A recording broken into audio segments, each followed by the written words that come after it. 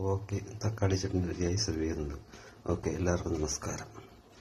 നമുക്ക് ആവശ്യമായത് കുറച്ച് തക്കാളി സ്ലൈസ് ചെയ്തത്, ഒരു സവാള, മീഡിയം സവാള സ്ലൈസ് ചെയ്തത്, ഒരു 2 അല്ലി വെളുത്തുള്ളി സ്ലൈസ് ചെയ്തത്, ഒരു പച്ചമുളക്, എരിവ് വേണമെങ്കിൽ 2 ചേർക്കാം.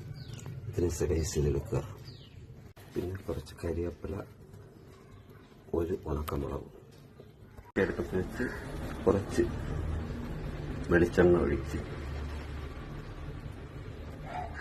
വെളിച്ചെണ്ണ ചൂടായതിനു ശേഷം നമ്മളതിലേക്ക് ഈ വെളുത്തുള്ളിയും പച്ചമുളകും അതിലേക്കിടുക. അതിലിട്ട് അതിനെ നന്നായി വറുത്തത് ബ്രൗൺ കളറാവുന്ന വരെ വറുത്തെടുക്കുക.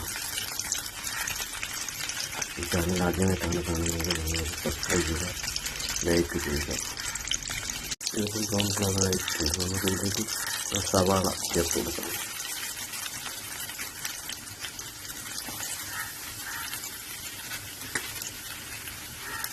സവാള ചേർത്ത് നന്നായി ഇളക്കുക. അതിനുശേഷം നമ്മൾ തക്കാളി കൂടെ ആഡ് ചെയ്ത് നന്നായിട്ടൊന്ന് ഇളക്കി അതൊന്ന് വെന്ത് വരുന്നവരെ ഇളക്കുക. 1/4 സ്പൂൺ ഉപ്പും കൂടി ആഡ് ചെയ്യുക. ഇത് നന്നായി ഇളക്കി നല്ലതുപോലെ വേഗം ഇളക്കുക. 10 സെക്കൻഡ്. ഇനി ഇതിലേക്ക് നമ്മൾ 2 ടീസ്പൂൺ കാശ്മീരി മുളക് പൊടി ചേർക്കുക. എന്നിട്ട് നന്നായി വേവിച്ചെടുക്കുക. അല്പം കായപ്പൊടി കൂടെ ചേർത്ത് കൊടുക്കുക.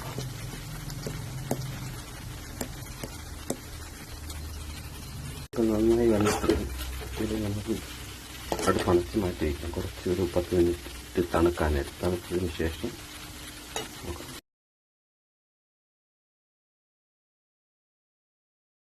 മിക്സിയുടെ ജാറിലോട്ട് മാറ്റിയതിന് ശേഷം ഒരു 1/2 കപ്പ് വെള്ളം ഒഴിക്കുക.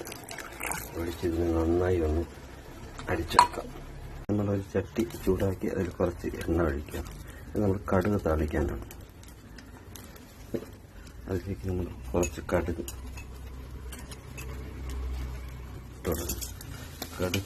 പൊട്ടുമ്പോൾ നമ്മളതിലേക്ക് കുറച്ച് കറിവേപ്പിലയും ഉണക്കമുളകും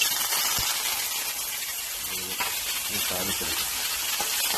ഇതിലേക്ക് നമ്മൾ ഈ അരച്ച് വെച്ച ചേർത്ത് ഇത് നന്നായി ഒന്ന് തിളപ്പിച്ചെടുക്കും. ഇപ്പോൾ നമ്മുടെ തക്കാളി ചട്നി റെഡി ആയിട്ടുണ്ട്. ഇത് നമുക്കിനി സെർവ് ചെയ്യാവുന്നതാണ്. ഇപ്പോൾ നമ്മുടെ തക്കാളി ചട്നി റെഡി ആയിട്ടുണ്ട്. ഇതിനി നമുക്ക് സെർവ് ചെയ്യാവുന്നതാണ്. ഓക്കെ.